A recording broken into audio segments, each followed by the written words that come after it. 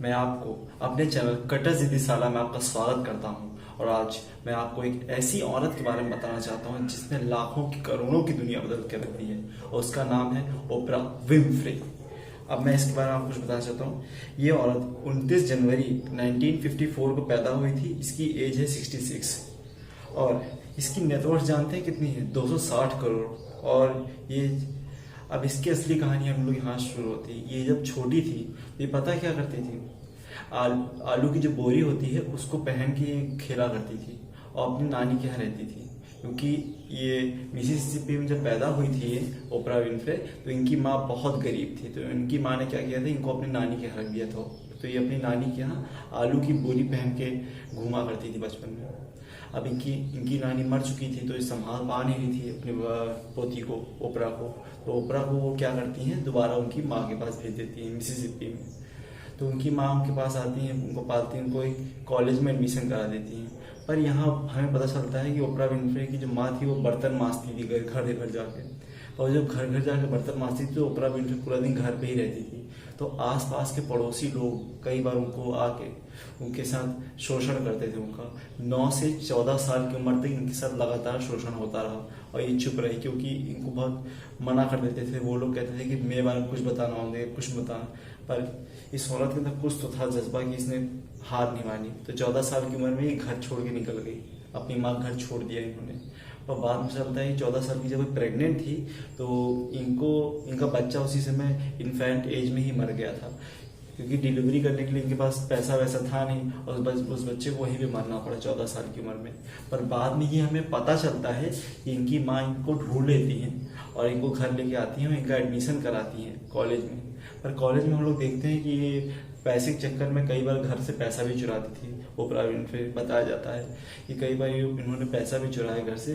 पर फिर बाद में इनकी माँ क्या करती है, इनको अपने सौतेले पति, जब इनकी माँ दूसरी शादी करती है, पहला पति इनकी माँ का मर चुका होता है, इनकी माँ दूसरी शादी करती है, उस पति का नाम होता है वर्नॉन विनफ्रे। वहां पे जाके ओपरा को भेज देती हैं। अब ओपरा वर्नॉन विनफ्रे इनकी जीवन में सबसे टर्निंग पॉइंट अभी तक माने जाते हैं ओपरा विनफ्रे के।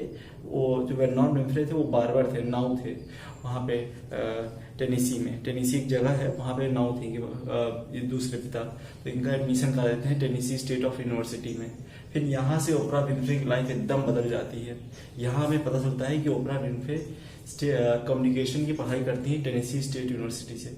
और वहाँ कम्युनिकेशन में इनको इतना टैलेंट हो जाता है कि इनको फिर ऑफर आने लगते हैं। तो इनको एक पहला इनको एक रेडियो शो मिलता है। बाद में इनका जो सबसे सक्सेसफुल जो शो अभी आप भी जानते हो, उसका नाम सुने, the great Oprah Winfrey show. इनको वहाँ पे उस रेडियो के बाद, उस रेडियो स्टेशन के बाद इनको ऑफर मिलता है। पर इन्होंने यहाँ पे अपनी पढ़ाई छोड़ दी थी कम्युनिकेशन वाली। पर ये बहुत फेमस भी हो चुकी थी उसी टाइम में। तो इनको फिर 1986 में दी ओपरा विनफ्रे शो इनका आया। और आज कहते हैं कि उसके मोर देन 20 डिकेड्स, समझ रहे हैं, 20 साल से ज्यादा तक वो शो चला था। और उसके कम से कम 24 सीजन थे। और उसमें पता है कितने एपिसोड थे? 5000 एपिसोड्स थे उस शो के, 5000 एपिसोड्स।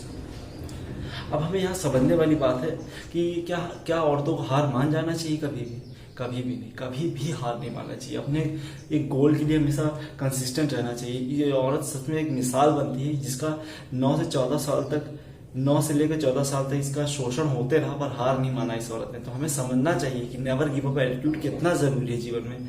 ये बताती हैं कि हमें जीवन में कभी हार नहीं माननी चाहिए, जैसी परिस्थिति हो। इनको पता है ये बचपन से लेकर 14 से 18 साल की उम्र में कितनी गरीबी इन्होंने झेली थी। भाई आटे की बोरी पहन के सोती थी, पता है आपको? आप इनके बाद पढ़िए कभी।